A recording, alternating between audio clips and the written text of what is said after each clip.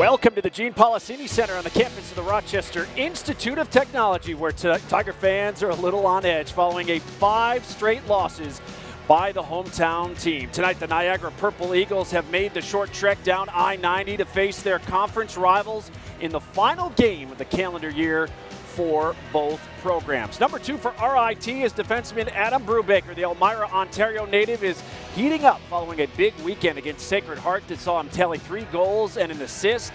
The Tigers hoping their top forwards can begin to heat up as well. You are watching RIT SportsZone Pregame Live, presented by Taylor the Builders. So much to get to over the next half hour before face-off between these old rivals. That comes up at 7:05. Good evening and happy holidays. I'm Kevin Roach, and welcome to RIT SportsZone Pregame Live here on CW Rochester. Well, a season that began with so much promise for RIT has suddenly taken a turn for the worse as the losing streak has reached 5 games and the Tigers have taken a tumble in the Atlantic Hockey standings. Highlights from last Saturday against Sacred Heart.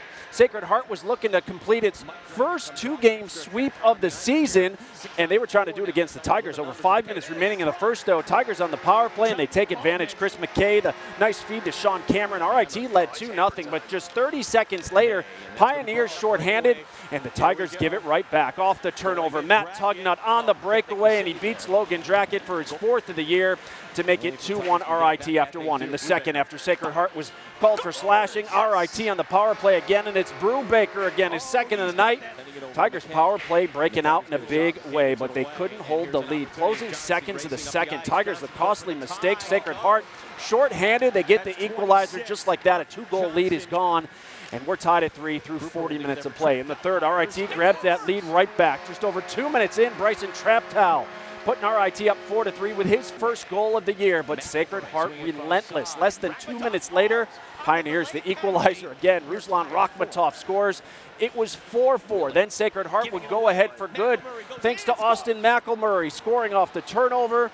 The Pioneers would add an empty netter late from Matt Tugnut to seal it, and they complete the sweep of RIT with a 6-4 victory. As we look inside the numbers from last Saturday's loss to Sacred Heart, the Tigers held leads of 2-0, 3-1, and 4-3, but just could not hang on despite going 3 for 8 on the power play. They gave up 2 shorthanded goals to the Pioneers, who now lead the nation with 5 this season, and penalties, a big part of the story as well. RIT penalized 9 times 1 week ago. So the Tigers will now look to pick up the pieces here tonight and head into the break on a positive, and they've also made a big lineup change in hopes of doing just that. With that story and more, our John DiTullio standing by live now with RIT head coach Wayne Wilson. John? All right, thank you, Kevin. You are making a lineup change. Christian Short in net tonight. Wayne, explain the reason of going Christian and not with Logan. Well, a couple reasons. One, we haven't won. 2, both Christian and Ian have practiced very well. We actually contemplated that for the second night last weekend, but that's hindsight anyway. So we just thought we'd give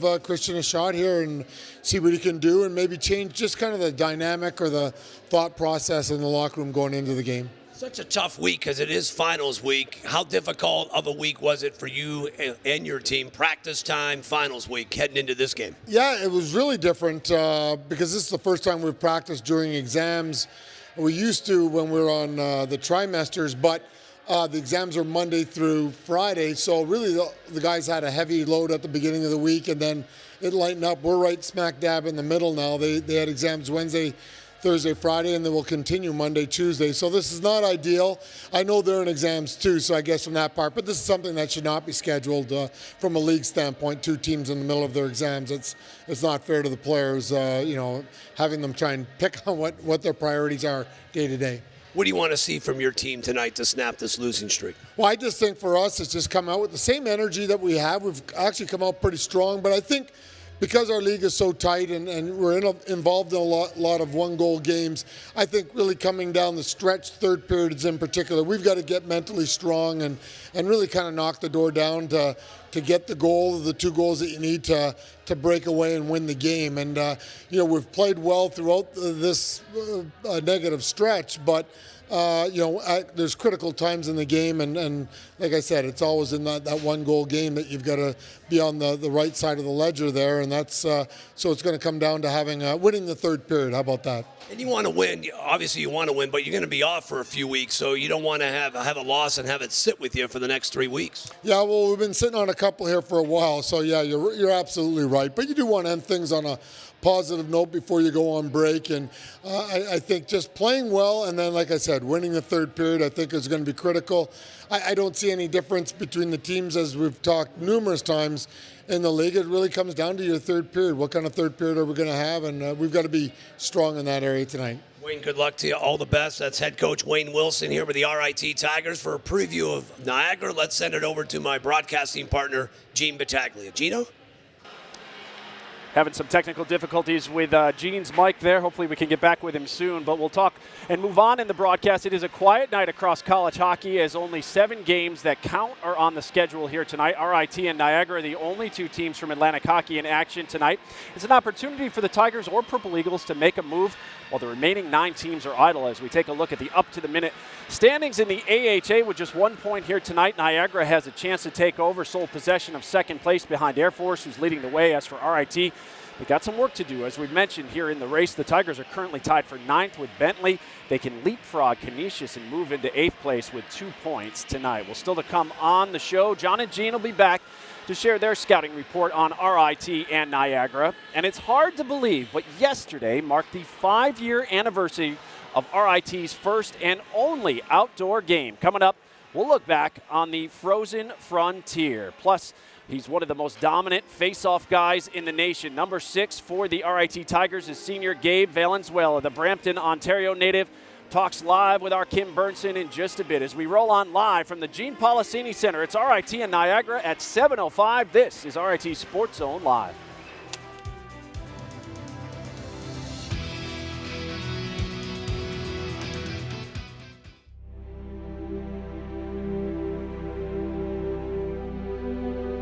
And Richie and friends again loading up those garbage cans. But Johnny, how fast is that snow accumulating here tonight? I mean, this is from the last, TV timeout that we had. How many minutes ago? Maybe about 10 minutes ago? That's it. Maybe elapsed. And there we are. I mean, it is just coming down. Saved by Rotolo, but tremendous move and puck handling there on the part of the Purple Eagles. Purple Eagles seem to be the more active team here in the second by far as Rotolo can't see this one, and finally we have our first goal of the night. Niagara leads 1-0. There you go. You said it, Gino. They've been active, getting pucks to the net, getting bodies and traffic in front of Rotolo, and they did right there. Noyes sends it toward the net, knocked down in front, and it's in! And the Tigers have tied it at 1 on the power play. There you go. They got the shot on net. Just get pucks on net, and they get the rebound. Kolovecki in front and put back in. Kolovecki with the initial shot, and then off the rebound, the Tigers take the 2-1 lead. There you go. I think a collapse there on the part of the Niagara defense. They're able to get the puck. Kolovecki just kind of skates in here. Look at that. Able to get the shot and gets the puck in deep. Takes the shot, and there with a rebound. One of those good-looking freshmen, Danny Smith. Shot in the goal right off the break, and we are tied at 2, Johnny. Just like that. They have it so fast, they didn't see what happened. 1 to draw, and then boom.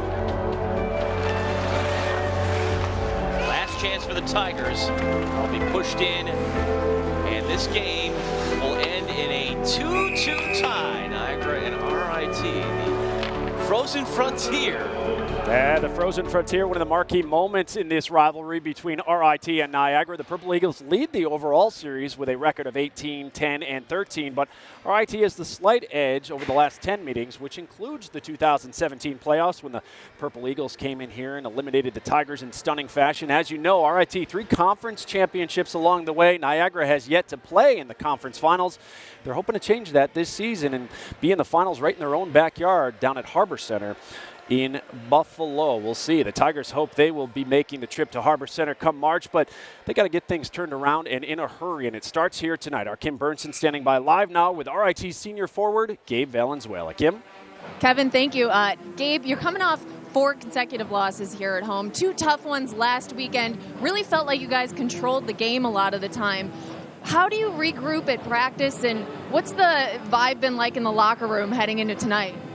Losing 4 straight, not a good feeling, but the thing is we know that we've been playing pretty good, especially the last couple games. The main thing is not to get down ourselves, don't feel bad for ourselves. The main thing is just go out there, keep on doing what we're doing. Our top guys got to start being our top guys, and you know what? If that starts happening, we have the same mindset, we'll be successful. After watching film last weekend, kind of seeing, what went wrong for you guys, what are you hoping to fix heading into tonight? Well, last game I think last weekend we kind of shot ourselves in the foot with some bad turnovers at key times. Main thing is to have a good forecheck, strong forecheck. Once we have our strong forecheck, we usually have a lot of domination in the O zone, but main thing is to have good poise in our D zone and not have those turnovers, and we should be good. What are you prepared to see from Niagara? They're an energy team. They're very good off of rushes. They're a tough team to play against, but then we're going to do well against them. Gabe, thanks. Good luck tonight. Kevin, back to you. All right, Kim, thanks so much. We'll look forward to your broadcast throughout the night here on Pregame Live. Well, if you're just joining us here tonight on Pregame, the rumors swirled late this week that RIT head coach Wayne Wilson and his staff were mulling the possibility of making a change in net for the first time this season. And as Wayne confirmed earlier tonight with our John DiTullio, they will sit Logan Drackett for the first time in 16 games. His senior Christian Short will make his first start of the season, first since February 23rd. Of last season against Mercyhurst. Shorty has played in 33 games over his 4-year career, and he did provide a much-needed spark. If you remember last season, it was on the road, but it was at nationally ranked Providence when he shut out the Friars 4-0. Wayne hoping for big things here tonight from Shorty. While on the other side, the Purple Eagles are sticking with Brian Wilson even after going 1-4 in their last 5. Wilson has seen the majority of time in net for Niagara, going 8-6-1 in 15 starts with a 2.55 goals against average. We'll see if he can get it done here for the Purple Eagles later tonight. Well, the RIT Sports Hall of Fame was founded 50 years ago when the school relocated here to its Henrietta campus. Over those 5 decades, 236 individuals have been inducted, and 6 teams have now been enshrined, including the only 2 to ever bring home national championships. The 1983 Division II and 1985 Division III national championship teams not only surprised the rest of the hockey world when they won it all, they surprised themselves too. It was very special. It was just, a new program that when Coach Mason came in and made the step to Division II, and 3 short years later to hoist the national title was amazing. And as it was mentioned today, it was the first national championship in school history. So, as a team, I think we feel a lot of pride in that, and hope, that we had a small part in where the school is today athletically. I was so fortunate to have a group of players that I had. And I thought they were Division I skilled players, but they were smaller players. So I think the biggest forward we had in our team was 160 pounds. And we had only one guy over 180 pounds. But it was magical. And it was just, to beat Lowell, it was a magical game. I'll tell you this, it takes a lot of luck to win at this level. Things have to happen along the way. Sometimes when there's no pressure to win, then it's something that you don't expect, and then when it happens, it's just overwhelming. The 2 championships forever changed the hockey landscape at RIT. Games at Ritter Arena became must-see events for the campus and Rochester communities. That 83 team comes in, creates a national championship that the whole city really kind of latches on to and takes great pride in, and certainly the students here took pride in. They started to see themselves differently, and then I think our championship just enhanced that and grew it even that much further. So I think it's a tremendous help in trying to spread a good feeling about student affairs and what it meant to be a student here at RIT and to be proud of your university. These 2 teams really set the tone here at RIT in the athletics program and beyond. Such a great example for what we can accomplish here. And I point to them all the time that, look, they were not even known. No one gave them any credit. And they came out of nowhere and won it again. And it's just truly amazing. So anybody can do it. I mean, you put your mind to it and you play as a team and you invest yourself, anything's possible. In October, both teams were reunited as they were inducted into the RIT Sports Hall of Fame. It's an honor that means as much to them as the championships they brought to campus over 3 decades ago. It's just a wonderful honor. You know, I'm very happy for the players and the managers and all those guys because they deserve it. They really are Hall of Fame members. They're proud of RIT. They're proud of RIT hockey, and so it's just wonderful for them. So that's, as their coach, it makes you very happy for them. After all these years, I guess that's why you put in the work. And you know, hockey's a special game. This is a special place and campus. And you know, I speak for the whole team. We're really grateful. Congratulations to the 83 and 85 men's hockey national championship teams, now the newest members of the RIT Sports Hall of Fame. Well, still to come here tonight, we'll look back on how the Tigers' best start in their Division I history has gone south the last few weeks. And John and Jean will rejoin us to share who they think we all should be watching here tonight as Niagara and RIT get set to renew their rivalry. Oh, it's ugly sweater night, and this is RIT Sports Zone Pregame Live.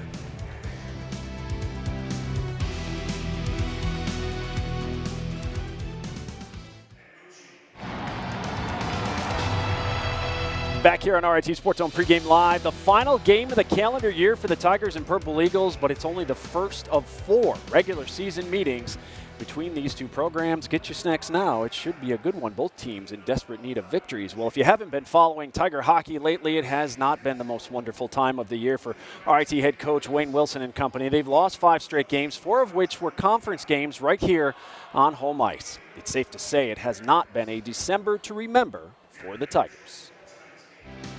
Losing streak started at nationally ranked Northeastern and began to snowball the following weekend against Air Force. In Game 1, the Tigers were held to a season-low 19 shots as frustrations reached a boiling point. And Drackett loses his cool. So we got to make sure, you know, all our guys are top guys, and you know, every guy down the lineup is staying cool. We got to hold each other accountable on the bench to make sure, you know, we're not getting our emotions all out of whack, because it's more important than you think. The Tigers' skid continued the next night as Billy Christopoulos stole the show. Christopoulos stopped all 31 shots he faced in a 3-0 Air Force victory. No icing on that play, so Christopoulos will play it out of position. Open, Cooper! Oh! Robbery! The glove save, and Christopoulos bangs his stick on the ice. Excited he made that save. I thought their goalie was outstanding. He made some key saves at critical times. So I think you know, it's a learning thing for us. We can't waver in our confidence. We got to come back a little bit stronger. The Tigers were stronger last Friday night against Sacred Heart, but couldn't hold a 1-goal lead in the third, and then couldn't escape with at least a point in overtime. And now the Pioneers with an opportunity late. Johnson going in. Johnson centering pass. Drackett gets the save. Rebound in front, pinballing around. It's off of Drackett's back, and it's into the nets. Or is it?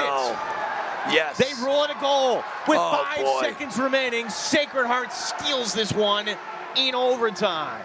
I mean, it's very upsetting, especially when we come back like that. But I mean, that's ultimately on the team, the whole game. I mean, there's lots of goals that we could have prevented, and you know, there's penalties that we couldn't have taken. But it comes down to just us needing to play better. RIT finally got its power play going last Saturday with 3 goals, but unfortunately, it wasn't enough to overcome multiple mistakes. McKay gives it away, and here's an opportunity as Johnson racing up the ice. Johnson to go for the tie. He does. That's 26. Mark Johnson, shorthanded goal. The penalties and the shorthanded goals, I guess in particular, I thought 2 shorthanded goals and a giveaway in the slot were the goals that you know, we just poor decisions and poor plays. Killing penalties, we did a good job, I guess, killing penalties, but you don't want to put yourself in that situation. But I thought it was those 3 plays in particular that we just, you know, can't do, and we did. So that cost us the game. Yeah, very dejected Wayne Wilson following last Saturday's loss to Sacred Heart, as his team has simply lost its way and its confidence here in the month of December, and a 5-game losing streak can do that to even the best of teams, as we've seen before. Joined now by John and Gene. And guys, after tonight, RIT doesn't play again for 20 days. A win can certainly help pass that time quickly. A loss only extends the streak to 6, and it'll make that break feel like an eternity, won't it? Yeah, I mean, but you have 60 minutes of hockey here tonight, Kevin. Thank you. Looking forward to this one, John. But all these games have been close. I think that's the one thing you kind of focus on. There wasn't one of these games where you're like, what are the Tigers doing here? I think what this league has become now, if you don't play your A game for a full 60 minutes, you're going to lose. And they've made some costly mistakes at some costly times, and that's why they're in the midst of a 5-game losing streak. They need to turn it around tonight. They won't say it, but this is a must-win. They got to get at least 8 points going into the holiday break.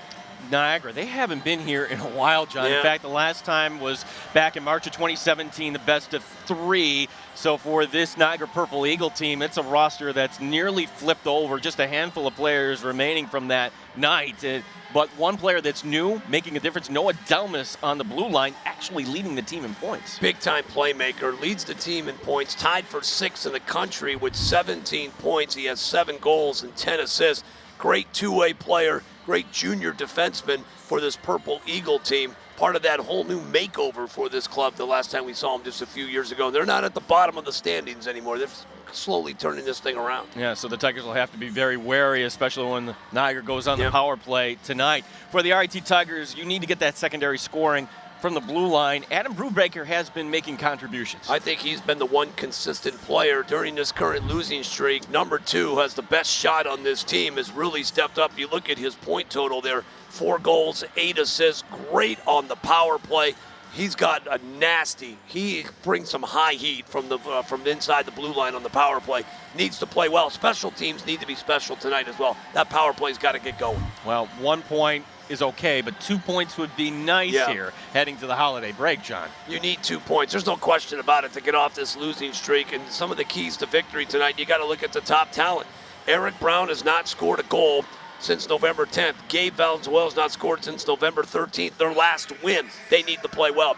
And snapping the streaks here, you've got 5 straight losses, 4 losses in a row here at home. They got to get the juice back in this building. In E-squared, it's called extraordinary effort. You got to play a full 60 minutes. Bring your A game, and you go into Christmas with 2 points, Gito. Yeah, I mean, Kevin, as we throw this back to you, what holiday pun do you want to use here?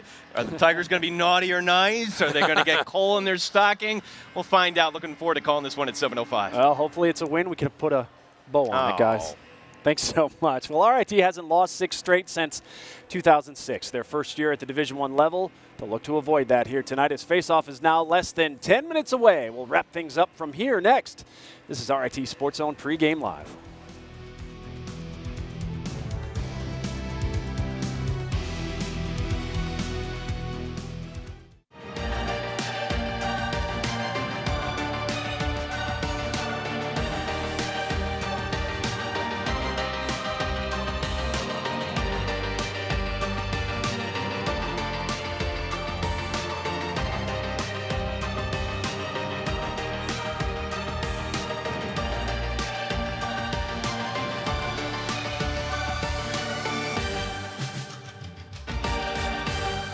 Oh, back here at RIT, the Tigers wrapping up their 5-game homestand at the Policini Center tonight against conference and thruway rival Niagara. And we're going to get used to these Niagara Purple Eagles because they're going to know each other pretty well. Tonight, the first of 3 straight meetings between these 2 schools. And RIT has never experienced that scheduling quirk during the regular season. They'll meet January 4th at Niagara. Then we'll be back with you in the new year on January 5th. Our coverage begins 6:30 on CW Rochester. And hey, the students won't be back on the 5th of January, so come on out and join us. Plenty of seats available on the 5th of January. They start as low as $6. Get them today at the Policini Center box office by calling 475-4121 or RITtickets.com. We hope to see you in the new year. Well, that's going to do it for this edition of RIT SportsZone Pregame Live. Thanks so much for watching. Up next, John and Gene have the call as RIT looks to snap a 5-game losing streak. We'll see you back here for the intermission report. Until then, enjoy the game, everyone. RIT SportsZone Live begins right now.